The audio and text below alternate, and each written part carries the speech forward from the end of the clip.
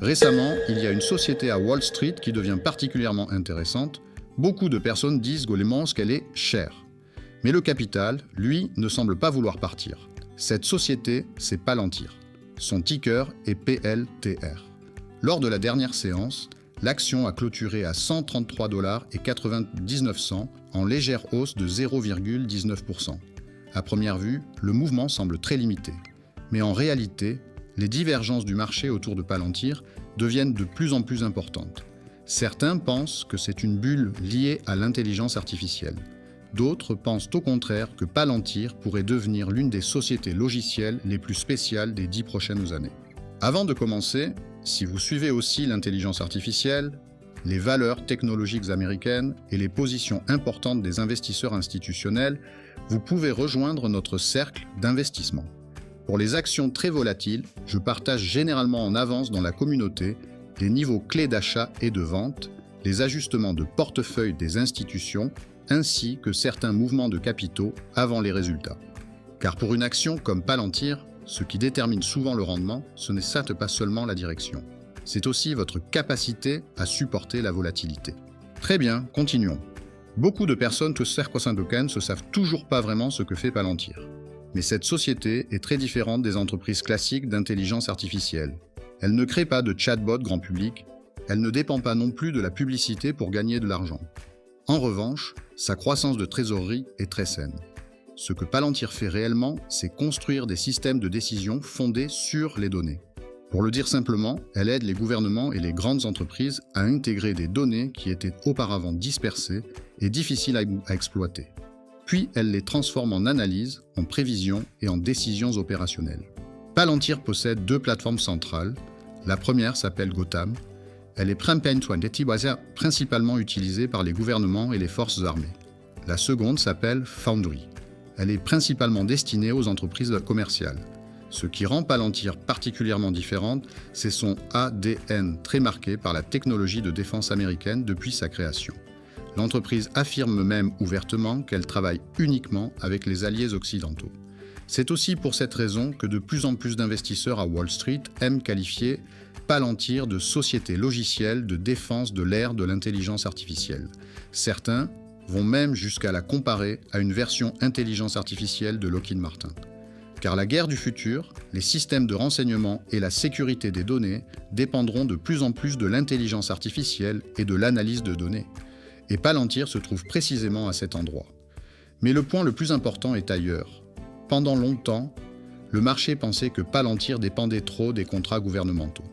Mais ces dernières années, le plus grand changement a été le véritable décollage de son activité commerciale, surtout après le lancement de sa plateforme AIP. De nombreuses entreprises ont soudain compris une chose. La vraie difficulté de l'intelligence artificielle n'est pas seulement le modèle. Le vrai problème, c'est que les données internes des entreprises ne sont souvent pas directement utilisables. C'est pourquoi beaucoup de projets d'intelligence artificielle en entreprise finissent par être bloqués au niveau de la gouvernance des données. Et justement, Palantir est spécialisée dans ce domaine.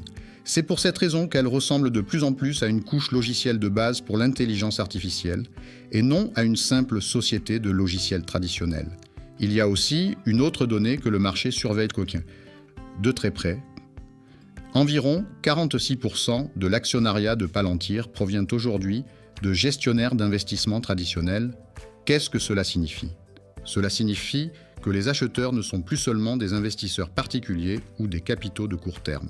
De plus en plus d'institutions traditionnelles commencent à intégrer Palantir dans leur portefeuille de long terme.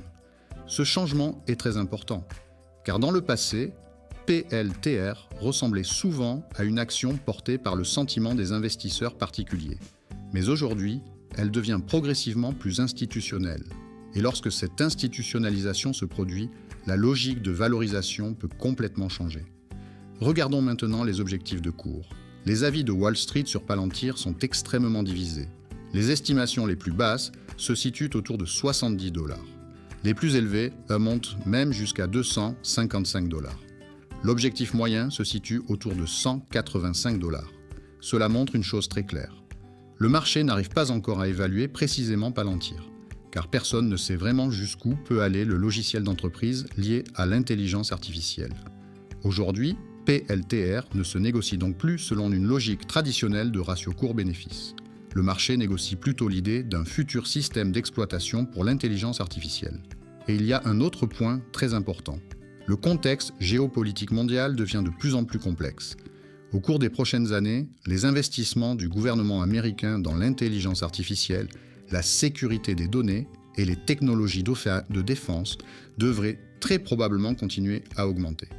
Or, Palantir est l'une des rares entreprises à être positionnée en même temps sur 4 grands thèmes: l'intelligence artificielle, le gouvernement, la défense et la sécurité des données. C'est précisément pour cela que l'action a souvent du mal à corriger profondément. Les récits autour de cette société sont tout simplement trop nombreux. Mais il faut aussi parler du principal problème. Le plus grand risque de cette action aujourd'hui, c'est sa valorisation. Les attentes du marché sont déjà très élevées. Cela crée une situation particulièrement délicate. Même si les résultats sont très bons, l'action peut quand même baisser si les chiffres ne sont pas assez spectaculaires. Pour ce type d'action, le plus grand danger n'est pas forcément que la logique d'investissement soit fausse. Le plus grand danger, c'est un changement de sentiment à un niveau de valorisation élevé. Si le secteur de l'intelligence artificielle entre plus tard dans une phase risk-off, le recul de Palantir pourrait aussi être important. C'est pourquoi, personnellement, je pense que cette action convient davantage à une logique de tendance de moyen et long terme. Elle convient moins à une stratégie de poursuite agressive à court terme. Pour l'objectif de cours, à ce stade, je regarderai d'abord la zone entre 150 et 185 $, car cette zone pourrait devenir un nouveau terrain de négociation entre les institutions autour de la valorisation. Pour aller plus haut, il faudra surtout voir si la commercialisation de l'intelligence artificielle continue réellement à se concrétiser. Pensez-vous que Palantir puisse devenir le véritable maître des données à l'ère de l'intelligence artificielle? Dites-le moi dans les commentaires. Je veux voir combien d'entre vous restent optimistes sur le long terme. N'oubliez pas de mettre un like et de vous abonner à la chaîne.